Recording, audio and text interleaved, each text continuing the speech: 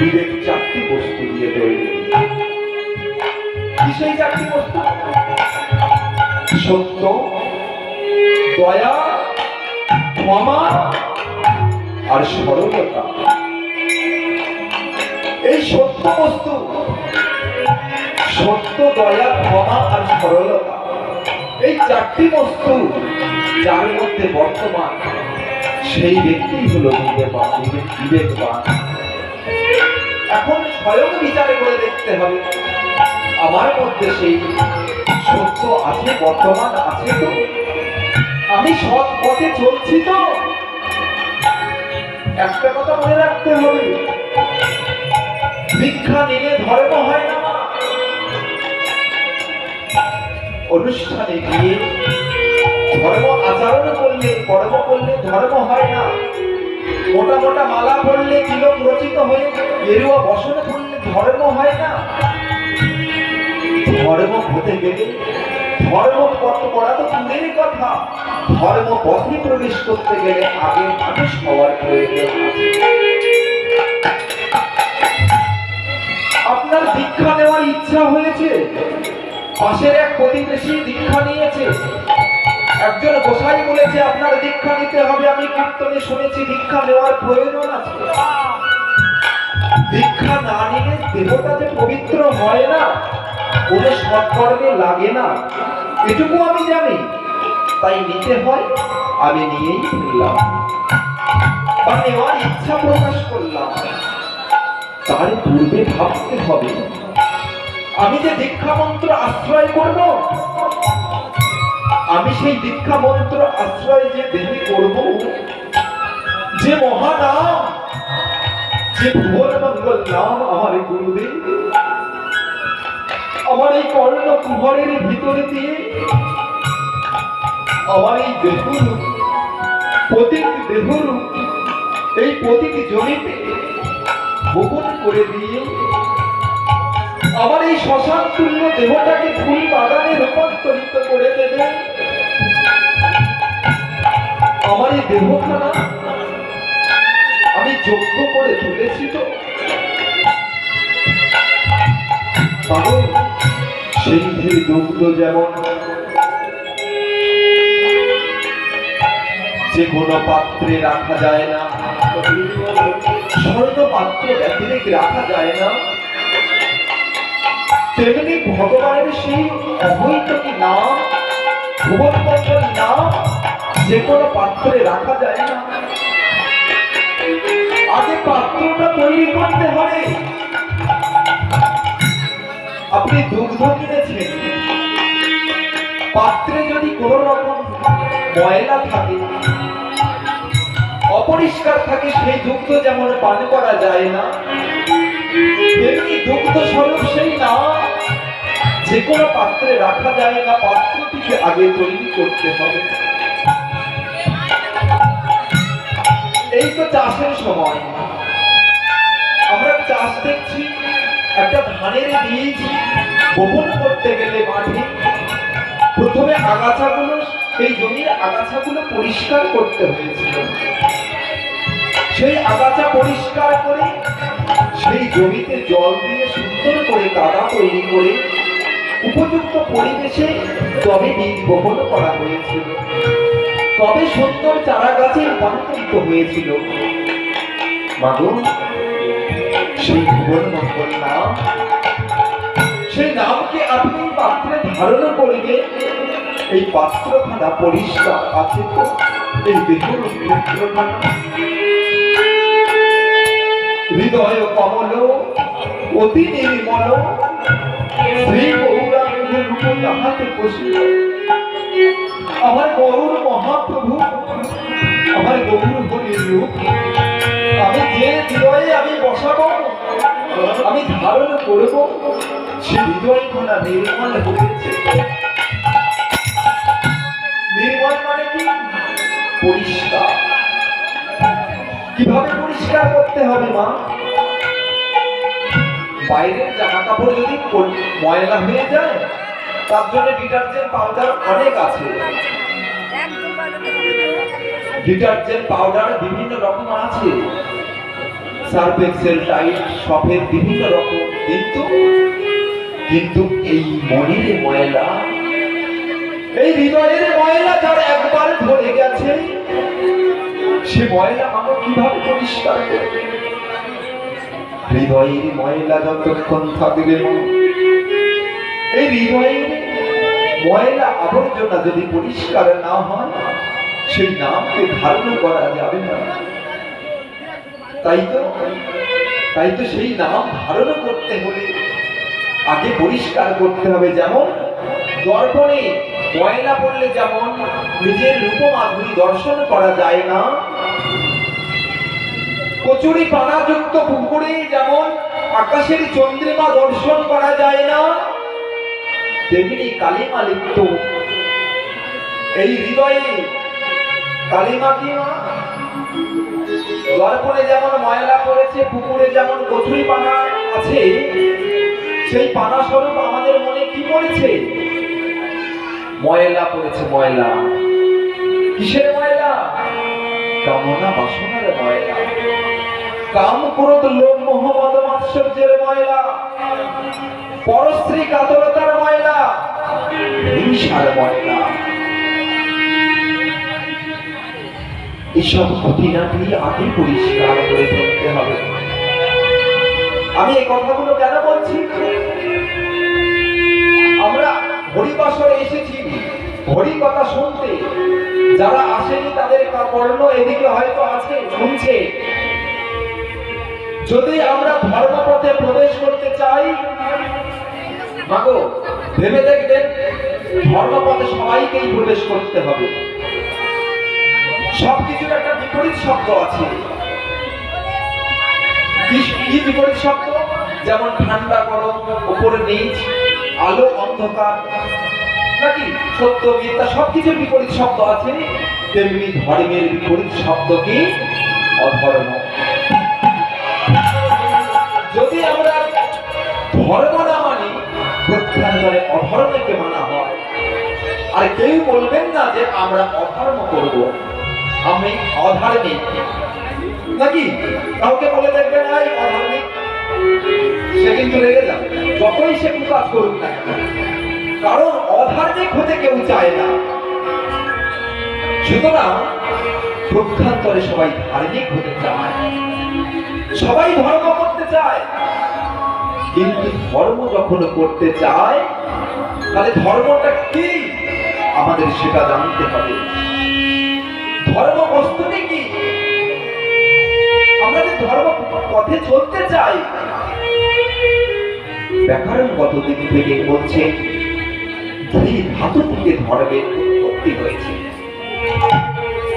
ধৃ ধাতু থেকে ধর্মের উৎপত্তি। ধৃ ধাতু কথার অর্থ কি? ধারণ করা। যে যাকে ধারণ করে সেটাই তার ধর্ম, আর যে যাকে ধৃত আছে সেটাই তার ধর্ম। যেমন জলের ধর্ম রস, আগুনের ধর্ম তাপ, কোদালের ধর্ম মাটি কাটা, কলমের ধর্ম লেখা, নাকি প্রত্যেকের ধর্ম আছে।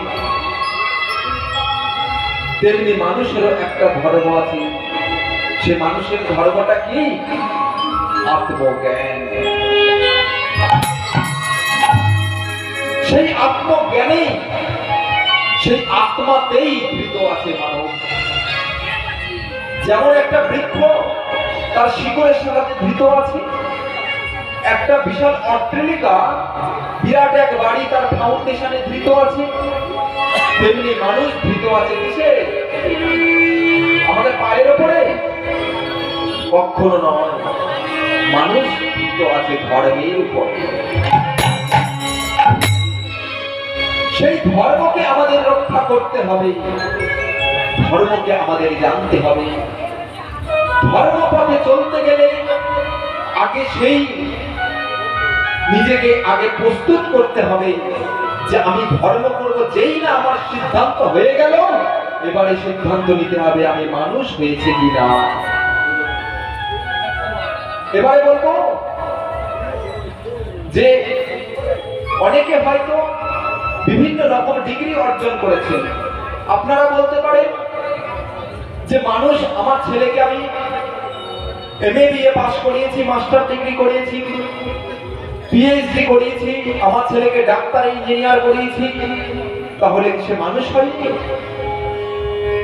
শাস্ত্র ভাষায় বলছে না, মানুষ নয়।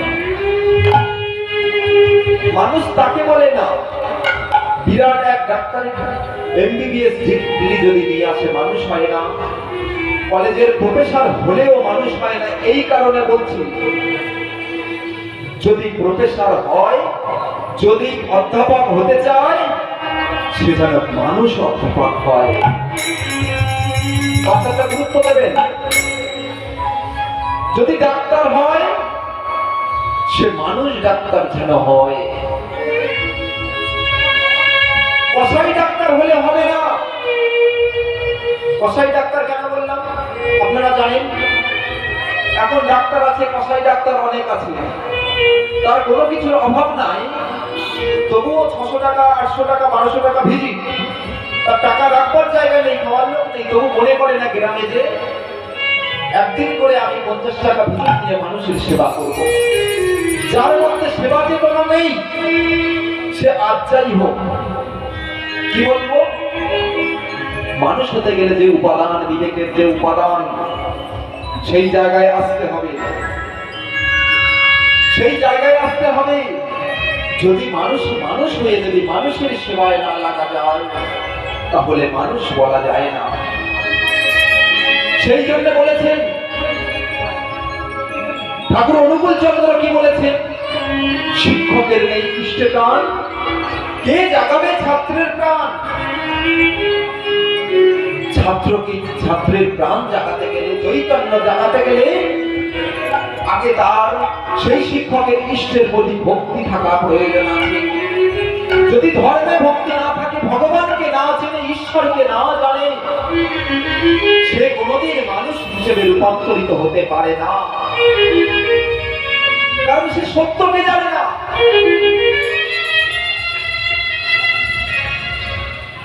বিভিন্ন ডিগ্রি অর্জন করতে পারে, জাগতিক জগতের বিদ্যা নিয়ে।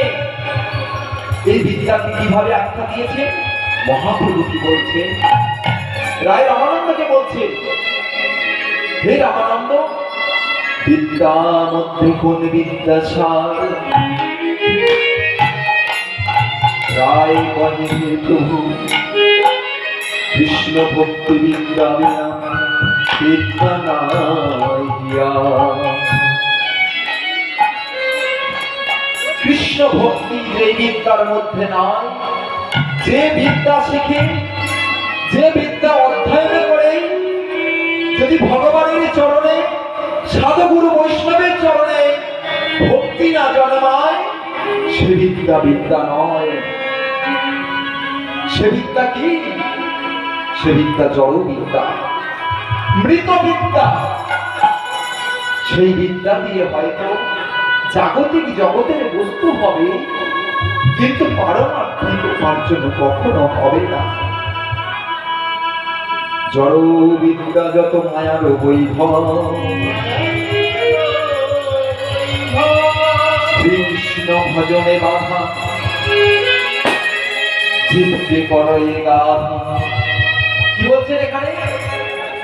মায়ার বৈভব, জড়বিদ্যা হচ্ছে মায়ার বৈভব। কারণ জড়বিদ্যা শিক্ষা অধ্যয়ন করে ডাক্তার, শিক্ষক ডাক্তার হয়ে, ইঞ্জিনিয়ার হয়ে বিলাস বদলে একটা বাড়ি করতে পারে, গাড়ি করতে পারে, কিন্তু সে কোনদিন ভক্তি কিনতে পারে না। সেটা হচ্ছে মায়ার বস্তু কিনতে পারে, চেতনার বস্তু কিনতে পারে না, চৈতন্য সংগ্রহ করতে পারে না। তাই তো সে প্রতিদিন কিভাবে হয়, কি হয়ে যায়? মায়ার সংসারের গাধা হয়ে রূপান্তরিত হয়ে যায়। এই সংসারের গাধা হয়ে যায়। স্ত্রী যেটা বলছে যে এ মাসের মাইনে পেয়ে আমার একটা সোনার হার করে দিতে হবে, কিন্তু স্ত্রী বলছে, ছেলে বলছে আমার একটা বাইক কিনে দিতে হবে, মেয়ে বলছে আমার একটা ল্যাপটপ কিনে দিতে হবে। দেখছে বাবার এত সম্পত্তি আছে, তারা তো চাইবে। স্বামীর যদি বিশাল সম্পদ থাকে, স্ত্রীর তো বাহাদুরিতা বেড়েই যাবে, স্বাভাবিক। যদি বাড়ির মালিকের সম্পদ থাকে, বাড়ির অন্যান্য সদস্যের কি হবে? সদস্যের সমস্ত চরিত্রই পাল্টে যাবে। তাহলে কি হয়? তাদের যে চাহিদাগুলো প্রদর্শন করতে থাকে। সুতরাং সেই বাড়ির মালিক তাদের সেই সব চাহিদা মতো বস্তু আনতে থাকে। কি হলো? না গাধা রূপান্তরিত হয়ে গেল। কি ঠিক কিনা বাবা? গাধা হলো কি না বলো? রাগ করলে হবে না। আমরা সংসারের গাধা হয়ে বেড়াই, কিন্তু গাধা জানে না মনি বেড়ে দেওয়া ঘাস খাবার জন্য পিঠে বোঝা বয়ে বেড়ায়। গাধা জানে না তার জন্য ভগবান কত মাঠে ঘাটে ঘাস খোলা অবস্থায় রয়েছে। সে যদি মনি বেড়ে দেওয়া বোঝা নাও বয়ে বেড়ায়, গাধা তথাপিও কিন্তু যেখানেই যাবে তার খাওয়া হয়ে যাবে। এটা কি হবে কিনা? তবুও বাধা হয়ে থাকে, জানে আমি কাজ না করলে আমার খাওয়া দেবে না। তাই আমরা সংসারে গাধা হয়ে রইলাম, একেবারে চিন্তা করলাম না আমরা এই জগৎ সংসারে কেন এসেছি, আমরা ছিলাম কোথায়, আমরা এসেছি কেন, আমরা যাবো বা কোথায়। একেবারে এই অদ্ভুত জিজ্ঞাসা যার প্রাণে এসেছি, যার একবার মনে জিজ্ঞাসা এসেছে আমি ছিলাম কোথায়। যার যা বয়স হওয়া, তার পূর্বে ছিলাম কোথায়, এখন বর্তমানে আছি যে বয়সে। আমাদের এসেছি কি কর্ম? আমাদের এই সংসার করাই আমাদের কর্ম। কৃষ্ণ ভজিবার তদ সংসারে আইল,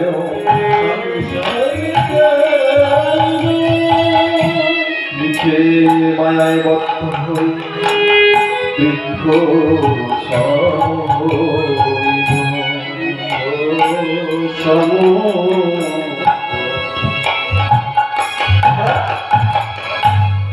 আমরা সংসারে এসেছি কৃষ্ণ ভজিবার